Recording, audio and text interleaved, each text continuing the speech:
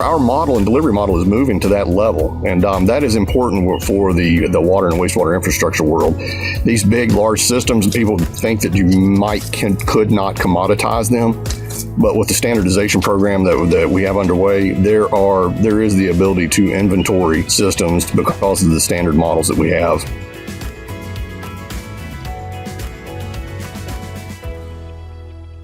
And welcome, everyone. I decided to be Mr. Rogers with my little sweater because, we're pretending it's winter in Florida. That's how we like to do it.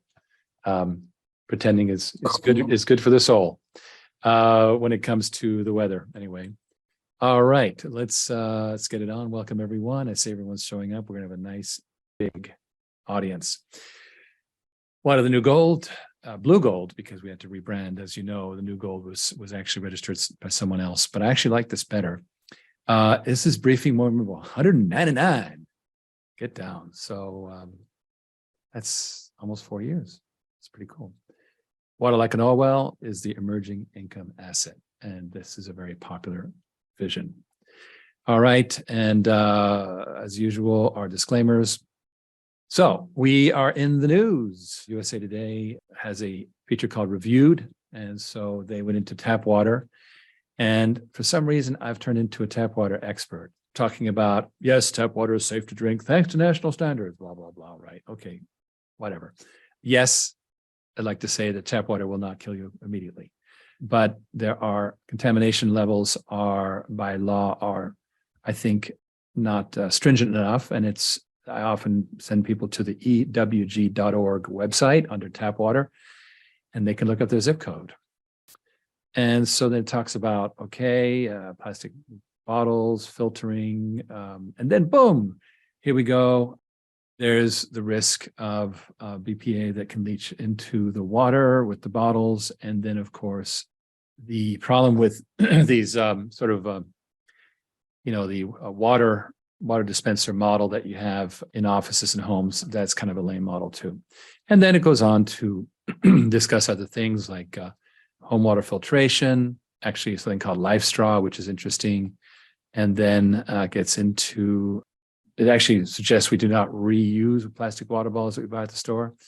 But this is basically very simple stuff, mineral water, et cetera, et cetera.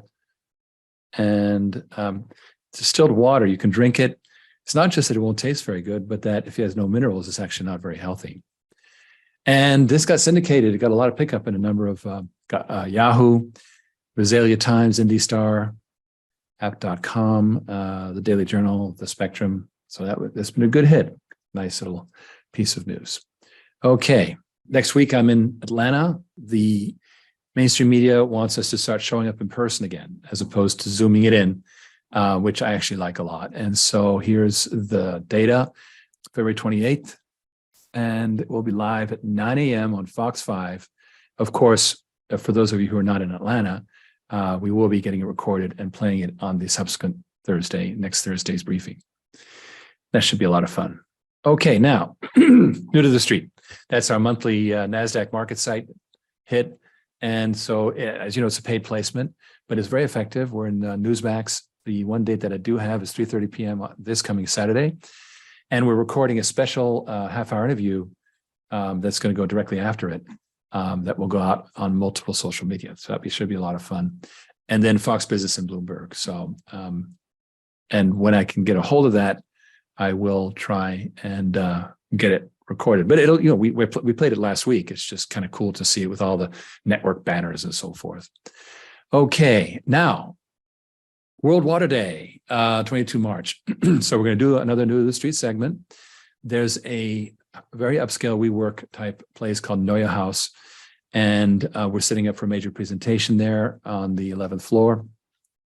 And you are invited. We'll just send an email to invest@originclear.com if you're interested, and we'll get you the information. Invest@originclear.com.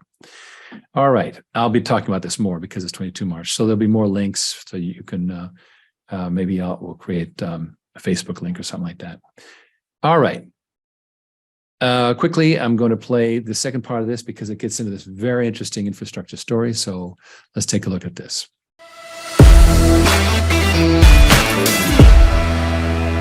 you could say that you're changing the world, which is, or at least the United States, helping us. We're starting with the U.S., world. but okay. So this is another interesting thing, Andrew, because you and I know that the world is going through a process of deglobalization. A very good thinker called Peter Zeihan, who I've got his book, The Beginning of the End of the World. The Beginning of the End of the World is Just Beginning is the name of his book. Very good book, and he was on Peter Rogan. Very, very good interview of him there. And what he says is, look, the world is contracting. We were treating China like it was next door. Well, it's not. And as geopolitical issues start to come up, it's going to be separated by a big moat. So what does that mean? It means every region is going to start depending on itself. Well, in that new scenario, North America is a wonderful place. Why? America is self-sufficient for resources, and we have Mexico, which has better labor, more educated labor, now cheaper than China, and it's right next door. And by the way, they're a democracy.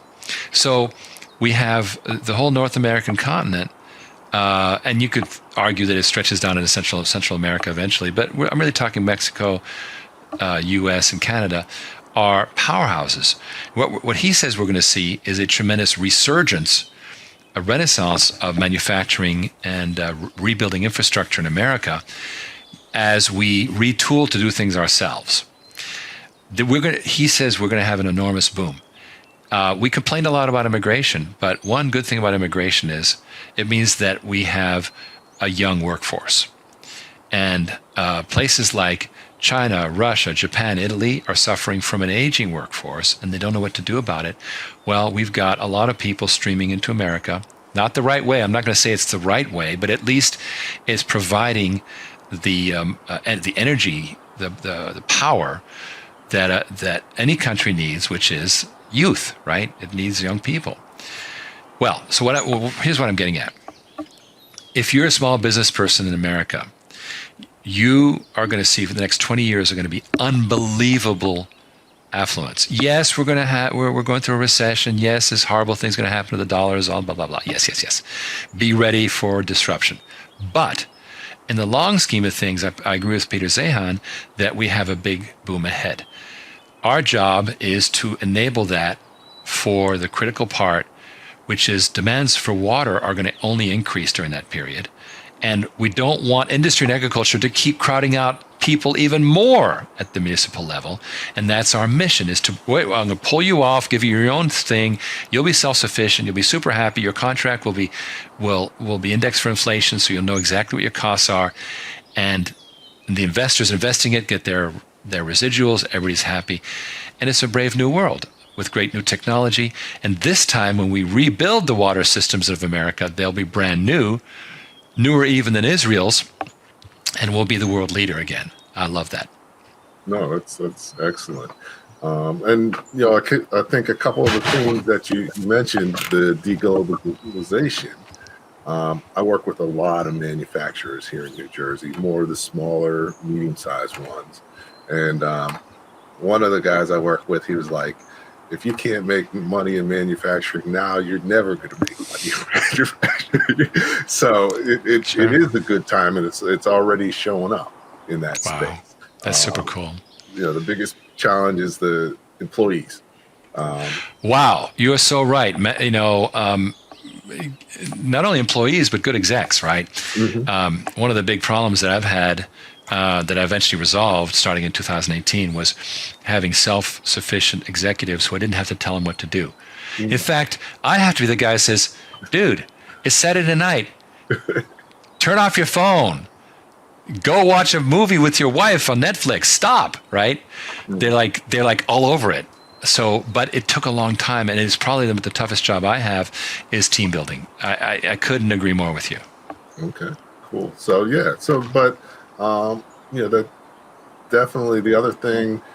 I think you're talking about good times and affluence, and this recession. I don't know if you would agree, but it seems more like the corporate side and major financial organizations are hurting from the recession or having more trouble, or going to have more trouble than the smaller businesses. Just because, if you're $1 billion company, you got to grow by 20%. Right. That's a lot. But as a small business, you could grow 100%. And, so, you've got a lot of room, and, it's going to be harder and harder for them to make their growth targets. I think you're right, and also there's a lot of tools that us smaller business people can use. CRM, customer relationship management systems, Facebook advertising, and there's a lot of knowledge out there that you can tap into. So I think the important thing is know your mission. We had a hard time kind of zeroing in on our mission for a while, and finally we figured it out. In 2018, we created a business called Modular Water Systems, which is these shrunk down water systems for businesses, and we've now been building it for the last almost 4.5 years now, and it's just taking off like crazy. And then the related thing, which is how to pay for them. And that's where the financial play comes in. So now we found our two-legged stool that is going to be what we absolutely have solidified with, and we love where we are. But it took a lot. It took a tremendous amount of hard work. But you're right. Our core businesses that are based primarily in Dallas, they tripled their revenues last year between 21 and 22. That is, like you say, it is a business expansion that's occurring in America at the same time that we're having all these crazy things happening with large corporations. I agree. Mm-hmm. So that's cool. So I'm going to go back to a couple quick things because we had a couple comments. So, definitely Will agrees with the Flint. So as soon as you're ready, I'm sure Flint would be excited, and even Newark, New Jersey, we had some issues. So, definitely, it's important. And actually, Dr. Michelle Scott, one of the debates or fights in America is climate change, but that's something that could help or hurt your business in some ways, but all the indicators is it's gonna help because there's gonna be more and more need for it. 100%. Let me address the first comment about Flint. We actually have a lot of problems popping up all over the place. Let's take even an affluent place like Fort Lauderdale is having real troubles with its sewage systems.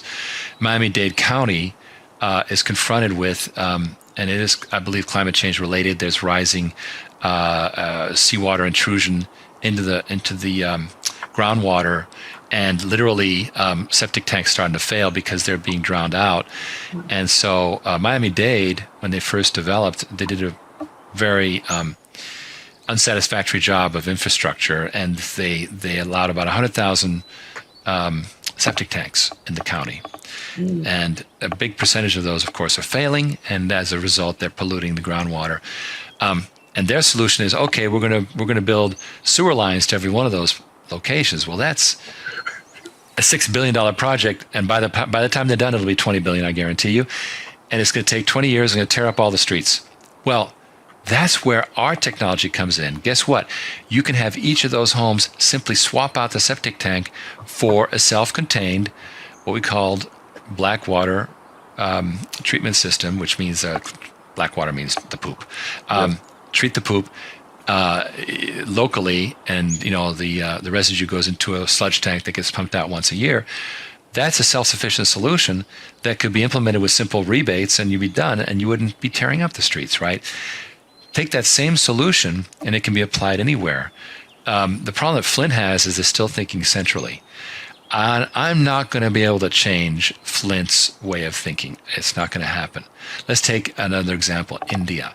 India is spending $90 billion damming up their headwaters. They have to do it. Big hydrologic project. Meanwhile, they have humans in the sewers in the cities, Hyderabad and in New Delhi and you name it, digging sewage and dying of sewage gas. It's horrendous. Well, are they going to put billions into that? No, they won't. Instead, self-sufficient water treatment. So what we're saying is, look, we can't rush around and save the municipalities. What we can do is unburden them, take the businesses that are choking these municipalities, pull them away to enable them to address their core constituency. You know that in Ireland, water is free? Well, why isn't it free for us? Why? Because 90% of the water use is by businesses who are basically hogging the whole system. So I have a big social justice button about this. It's like, okay, my job is to help those businesses pull away. They'll be happy. It's better for them by the better technology and the capital help. And meanwhile, over time, this helps the city handle it. Now, let me take your climate change commentator. Now, what we have to do is remember that climate change is primarily solved by better technology. Look at when you update a refrigerator, it has vastly less energy footprint, right? When you put in a better water system, you're going to use much less nitrogen and all these greenhouse gases. So modern technology, I believe, is the number one way to attack climate change because the newer technologies are inherently better. And I think that we have to think that way. Now, what's great about it is, guess what? It makes everybody rich. It's not a poverty, right? It's not like, we got to do less, No, let's do more. Let's modernize, right? And let's think of humans not as the problem, but as the solution. So that's really my point of view about that. Okay. No, great. So, yeah, I mean, definitely, somewhat of disruption is a mindset, and possibly a process. Is that something that you have, or you subscribe to, or like how could someone who's not thinking disruption or hasn't been thinking disruption, how can they think more like and be more of a disruptor? Okay. Disruption, first of all, there's two parts about disruption. First of all, it's hard because it's very hard to go against the way things are done, the way things are always done. But if you can master it, then it has this huge takeoff where all of a sudden you're like, you're king of the hill, right? So let's say we're using the same idea of blinds, right? And you have a brand new idea for blinds, and that you have a new idea. Now you got to somehow evangelize it with perhaps condo developers, and you got to market it. Okay, great. But once you've done it, you're the king of the hill because you have this brand new thing that everybody loves. So I think it pays off to think disruption. Now, in the process of, let's take that brand new motorized blind idea that you had, and you figured it out, and you found a manufacturer and have a relationship, did all that work, and now you start trying to market it. Well, now you're going to find all kinds of ways to do that mistake-based marketing. Let me try, okay, I'm going to do flyer drops throughout the neighborhood. I'm going to get relationships with contractors, developers. I'm going to try radio. I'm going to try Facebook advertising. And the key is try it. Make sure you didn't fail because you didn't do a good job, right? So, try it. Let's say I've had to do a lot of learning on Facebook advertising. It's a learning experience, believe me. But once it works, then it starts to really cook, right? And so make sure you do it right. But if it doesn't work for you, then, okay, that's done. I'm not going to do that. It works better for me to go do speeches at all the Rotary clubs, whatever it is, right? So you find ways to innovatively get to your target audience and kind of pepper it like death of a thousand cuts. Just chew away at the problem. And pretty soon, if you're aware of what works and what doesn't work, you'll start get some momentum, and pretty soon you'll be rolling, right? Let's take, for example, a simple way to market your company, which is Yelp. Yelp for small business is very powerful, but you got to use it right. You got to be responsive. You got to offer all the right offers. As a consumer, as as a homeowner, I put out these plumbing requests and so forth. I see how people respond. Do they respond proactively? They say, okay, I'm coming over today. I'm coming over right now. Are you there in 2 hours? Yes, boom. Well, they just got my business. Thank you very much. So be aware that how fast you move is going to drive how well you do, no matter what promotional method you use. All right. So, so that reminds me of back in my corporate days. We had an executive, and he did a talk in the technology department, and he was like, cheaper, faster, better. Basically, that's where everything is going. And, we're sort of seeing that, the cost to do a lot of things, depending, is going almost zero in certain cases. And, but you got to be faster and responsive, and you got to be better. You look at Amazon. They are nonstop, those guys, aren't they? Yeah, amazing. These days, what do you invest in? I look at the market and I go, what am I? Like, for example, the last few months I've been jumping back and forth between gold and oil, and then this and that, and I get nowhere. I'm working hard, getting nowhere, right? And so, what can you invest in these days? Well, I think that a good royalty generating asset is smart. Like, gold is great, but it doesn't generate royalties, right? So, and yeah, oil is good, but it's being geopolitically manipulated, right? So you never know what the latest administration is going to do, good or bad, about oil. So that's kind of a trap that unfortunately we have to live with. Water, is not very manipulated as a space, primarily because it's kind of sitting there. Nobody wants to know about sewage. It's great, right? Well, by the same token, nobody's going to want to have a new sewage plant in their backyard, which means it's going to have to be decentralized, right? Mm-hmm. So it's going to have to be based on the business versus some big central plant, because nobody wants a central plant next to them. Yep. No, definitely.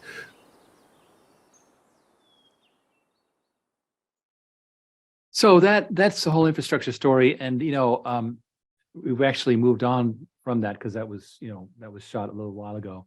So here's a interesting clip from an episode of Joe Rogan that was on the February 4th. Now, Crystal Ball and Sagar and Yeti, I hope I said it right, they're kind of like rational commentators. They're sort of middle of the road.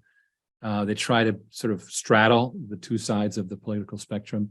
First of all, it was very interesting talking about infrastructure requirements of clean energy, that single hair getting into a chip fab and stopping the entire thing. So water is critical. And all this infrastructure has been in Taiwan, a huge amount of chip manufacturers in Taiwan. That's all coming back to the US, to Canada and Mexico. And we will be doing those. We'll be doing that. We currently have some high-tech customers ourselves who need that kind of quality. So we're seeing that there's going to be a tremendous amount of demand. The second thing to remember is what has bipartisan support in Washington. And we keep saying, hey, guess what? We've stacked up $1 trillion worth of unspent mandates for water. And guess what? Water is not getting the money. They're talking about, why are people homeless? Why is it train derailments for this, that, and the other thing? Well, again, what has the bipartisan support? And, frankly, the weapons manufacturers are probably the strongest lobby in America. Sad to say, it is what it is. Anyway, I thought that was really, really interesting, a very middle of the road viewpoint I thought I would share. Okay, so with that, we come to the issue of the day, which is, in fact, East Palestine, Ohio. And I covered it last week. And there is obviously a lot going on with that. Let me just, pull up the excellent Kanekoa, who, if you go to Kanekoa, the great Kanekoa is what he calls himself. And this remains the best thread ever done about this. We have a real problem because We have a watershed that is starting up here. And in fact, as Ken has pointed out, he is right there in the pink part in Pennsylvania. He's part of that, unfortunately. And by the way, the wind blows from the southwest to the northeast, which is why we have the dust in Maine that's shown up. So it's not a pretty picture. I don't know. Fortunately, Ken has bought a condo in Clearwater, so maybe eventually he'll move here. Who knows? But anyway, it's a tough situation. We went over this last week, so I won't recap the oil slicks in the water and so forth. But we have a long list of what's the contaminants, and they're well covered in this Substack. We have chemicals, etc. So here we go. 3 cars of diethylene glycol, polypropylene glycol. Look at all this crazy stuff. The chemicals are just unbelievable. I was interviewed today on that, and I will publish that interview, a radio interview when I get it. So that's what's been going on there. And so what does it illustrate? Well, first of all, I don't know if you guys saw the video of a train trying to go down the tracks and these really wiggly tracks, and it's going like 5 miles an hour because the track's like, and sure enough, we have our good friend, Secretary Buttigieg. What does he have to say? Look, rail safety is something that that has evolved a lot over the years, but there's clearly more that needs to be done because while this horrible situation has gotten a particularly high amount of attention, there are roughly 1,000 cases a year of a train derailing. Obviously, they have levels of severity, but where all of that points us to is a need to continue to raise the bar on rail safety. And that's especially true when it comes to rail that involves hazardous materials. Now, this train was subject to certain enhanced requirements because of the hazardous materials on board. But obviously, none of that prevented what happened in East Palestine. And that's one of the reasons we're going to be paying very close attention to the findings that NTSB comes back with. And so based on those findings, based on the findings of what the EPA is ultimately able to conclude around this too, where is the liability? Where do you believe that, and what we already know about the hazardous materials, what has taken place, and the number of people impacted? I mean, the scope of this seems quite large when you think about the number of people who have been displaced from their homes, trying to figure out how long some of this will continue to have longer impacts on the environment that they live in as well. And what accountability do you hold to Norfolk Southern? Well, EPA has already sent a letter notifying, in a formal way, notifying Norfolk Southern of its responsibilities. Obviously, I can't get ahead of an investigation that is active and ongoing, but Norfolk Southern will have to answer to EPA for the environmental side and to our department if there were any violations of rules that were found that emerged in the NTSB process. And do think they really need to be on the ground, also just playing a role in making sure these folks get the information that they need. People have been told based on the air quality testing that the air is safe. They're continuing to ask a lot of questions about the water, about the soil. Again, EPA is doing good work on the ground. So are the state leadership. I have spoken both to the governor of Ohio and the governor of Pennsylvania, understand their concerns and working on how we can be helpful in the long run. But the bottom line and the most urgent thing right now is to make sure that the residents are taken care of. Do you believe that this should result in or might result in a redrawing of routes even to make sure that you are mitigating risk of exposure? All right. Well, we're not going to go on and on because it more blab. But the point I was making is there's 1,000 derailments every year in America. Our train systems are a mess. So this should be a wake-up call. We're well past it. And I don't even blame the current administration. Here's why. We've seen in water. Degradation of the water systems started in 1961. Here we are. So, 60 years later, 60 plus years later. So how do we deal with it? Well, it's not going to happen. So I don't know how to deal with the railroad system. That's a whole other story. But one thing's for sure, as I was interviewed today, is we're going to have a lot of in-home water purification, and it's going to have to be paid for by these polluters. But that's a whole other story. Speaking of environmental, here's our good friend Bill Gates, and turns out that he invests in water. I noticed this August 2022 article where he bought up a bunch of Ecolab shares. Ecolab is a water company, large water company. And the update on that is that he's actually made 165% on his portfolio. And notice how Ecolab hasn't really gone up. So that's some very, very savvy trading, right? It's kind of been flat the whole time. So I would say that this is one very sophisticated investing group. But nonetheless, what does it say? It says that water is an emerging category. Those of us who are not, day-to-day incredible algorithm traders are going to have a hard time buying at the bottom and selling at the top. I never seem to be able to. And so what we have here, let me show you the actual page. Here it is. And so his fund purchased all the way back here. Well, since 2010, $46. So in the long term, starting way back when is how he's made his money. So the point I'm making is this is classic large water company investing, which is long-term and requires some very savvy trading. Why? Because large water companies don't grow very fast. But it's very true that water is also a strategic investment. Okay, I think I've made that point pretty clearly. Here he is. Why does he keep buying farmland? Well, actually, he buys farmland because it's good investment. And sure enough, right here, he owns equivalent to 1/3 of the state of Rhode Island in terms of farmland. It's 1/4000th, not 80%, but nonetheless. So it's basically about assets. Farmland is assets. And with that, I come to the end of the pre-recorded section, and I'll invite Ken to jump in from his new quarters that he's invested in. My new cell. They redecorated. The guards came in and decorated my cell. So yeah, no, look, so a lot of cool stuff there. And I want to point out to the crowd that not only is where I live, so every property I own except Clearwater is in that zone. I own my Eastern Tennessee properties are on the other end of it. I was looking at the map just now going, oh, good Lord, right? And to your point, I went out and bought those shower filters. I have a whole house. Carbon system. I got the additional filters now. I'm getting RO systems put under my children's bathroom, so when they're brushing, she goes, what about when they brush their teeth? I said, okay, we'll put an RO, I get it, right? I get it, our babies, right?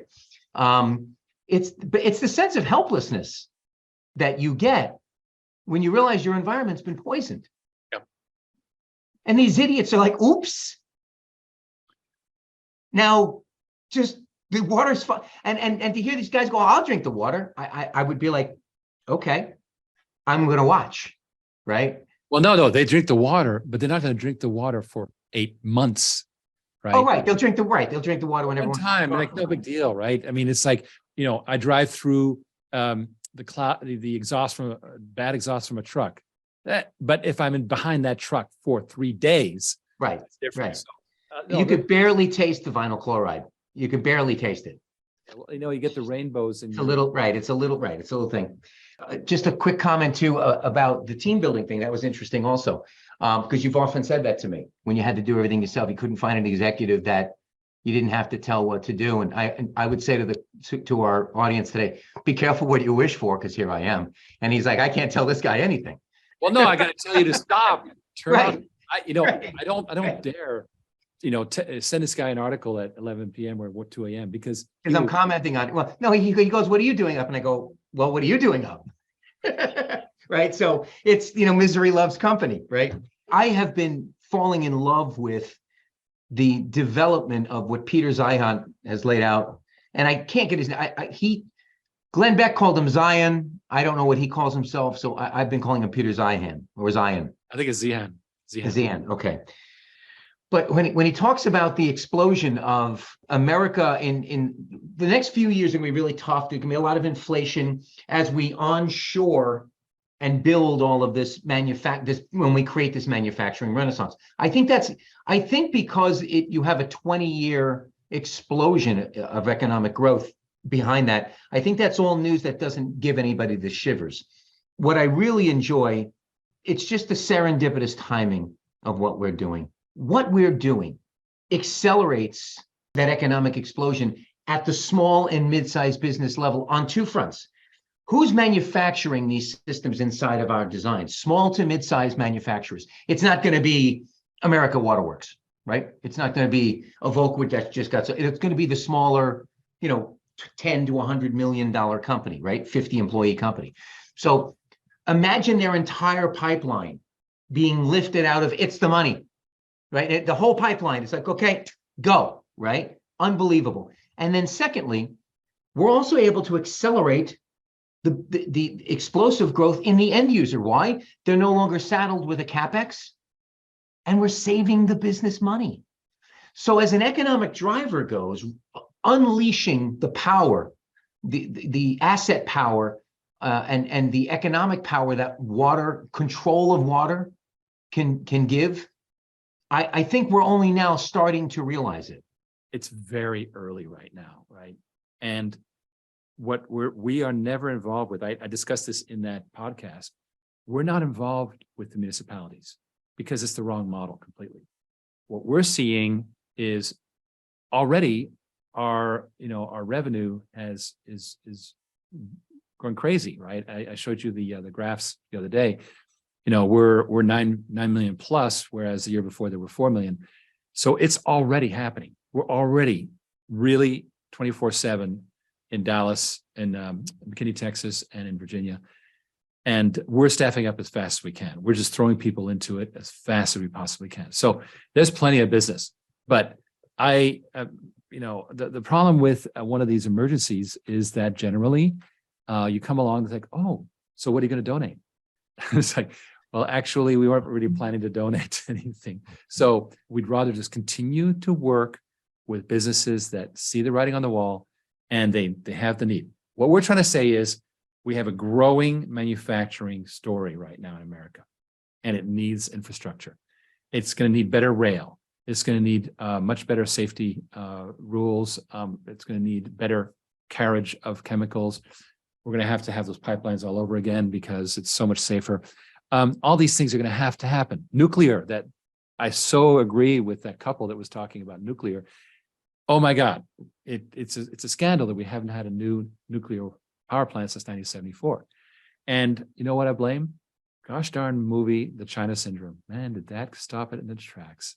It was horrendous. Well, we did have 3 Mile Island on Long Island too. That kind of. But what didn't happen was a realization that it's new technology. New technology is quite safe, but everything's been lumped together, right?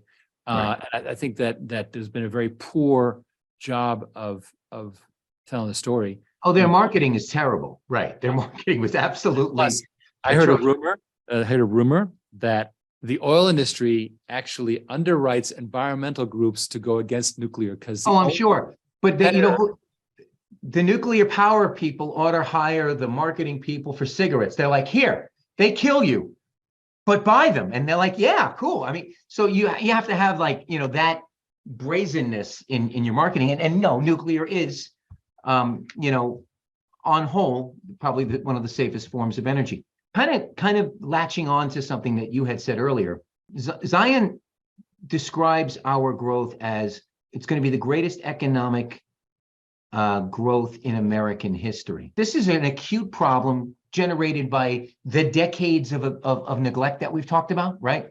So it took decades for our crap show of an infrastructure system to begin to really fail on a consistent basis, right? It will take decades to offload what I would call, what would you call it? Load, right? To kind of pull load away, whether it's rail and pipelines and things. But here's the good news. It's not going to be done in giant $50 billion chunks. Exactly right.